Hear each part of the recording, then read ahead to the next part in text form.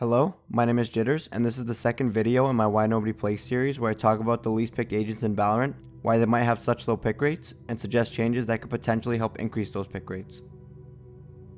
I just want to preface this by saying that in these videos, I'm specifically talking about the competitive ladder with a slightly bigger focus on solo queue, since solo queue is what the majority of people play. For this episode of Why Nobody Plays, I'm going to be talking about Breach. Breach has one of the lowest pick rates in the game. According to Blitz, he's consistently in the bottom 3 agents for pick rate across almost all of the ranks, hovering around 2 to 3% depending on the rank. Despite this, Breach is actually one of the stronger agents in the game. Most tier lists I've seen usually have him hover between their A tier and S tier depending on the patch. And it's been that way for a while now, and yet he still isn't really picked all that often. Before we jump into the potential reasons for why that might be the case, I'm going to start by looking at Breach's strengths. Breach has arguably one of the strongest kits in the game. First, and probably the most obvious one, Breach has the strongest flash in the game, lasting about 2 entire seconds. To put that into perspective, Phoenix's flash only lasts about 1 second, making Breach's flash about twice as long. On top of that, his flash is so much easier to use than Skye's flash. We've all been in a game where the enemy team has a breach and it feels like you either can't push or defend a site because you get double flash and then killed while you're blinded. It feels really frustrating to play against. On top of his flash, Breach also has one of the better ultimates in the game. If you forget to check the enemy team's ultimates before a round starts and you happen to either push his site or are defending the site the enemy team is pushing, you can pretty much consider yourself dead, especially if the enemy team has a jet that dashes in to follow up. On top of his strong abilities, Breach is also versatile enough to be played on multiple maps. In my last video where I talked about why nobody plays Viper, I mentioned that she did see some niche play on Icebox because her kit just works so well for that map. But Breach isn't really that niche of an agent. He's very effective on Split, Haven, and Ascent. So Breach has some of the strongest utility in the game, and he can be played effectively on multiple maps. So why isn't he played more?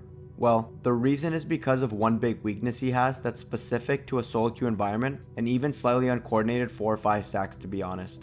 Breach is a teamwork oriented agent. Yes, Breach's flashes and ultimate are very strong for setting up kills, but a lot of the time that setup is usually for one of your teammates.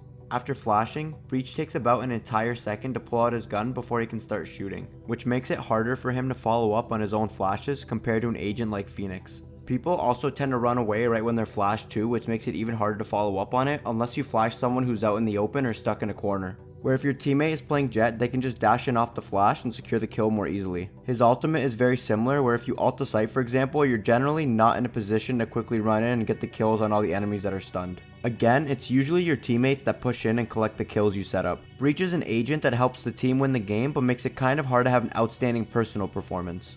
Now, I'm not saying that you can't have great games, because you certainly can, but Breach is designed to help your team more than yourself. This isn't really an issue in something like a pro team or even a higher rated 5 stack where the coordination is better and teams are more focused on winning the game.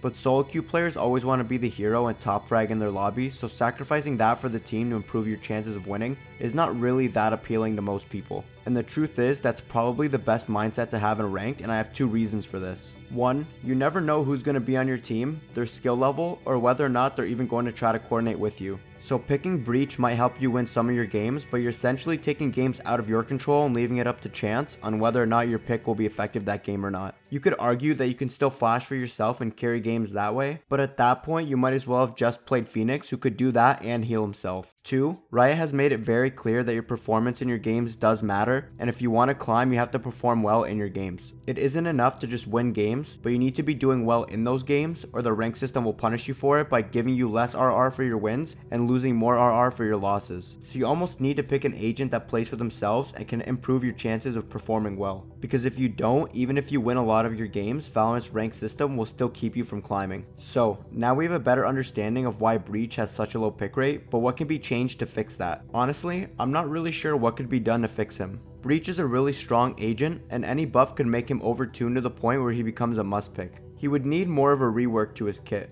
One potential change I did think of was to lower the duration of his flash, but also have him pull out his gun faster. This does 2 things. First, players playing against him wouldn't be so frustrated whenever they got flashed by Breach, because let's be honest, we've all been flashed by a Breach before and it feels like you're blinded forever. Second, it allows Breach to be able to more easily peek off of his flashes to confirm more kills and play for himself better. The problem with these changes is that they kind of change the identity of the agent. He's supposed to be a teamwork reliant agent that sets up kills for your team. Making him more self-sufficient kind of goes against his design. So I think that realistically, Breach probably won't ever be a highly picked agent in solo queue, and he's gonna stay a team-based agent that's only really played in pro play and sometimes in 5 stacks. And I don't really think there's anything wrong with that. Please let me know what you think about my points in this video and whether you agree or disagree with me. Also, if you have any potential ideas for how Breach could be changed to help improve his pick rate without changing his identity too much, please leave it in the comments. Anyways, thank you for watching my video. Please leave a like if you enjoyed it and subscribe for more Valorant related content.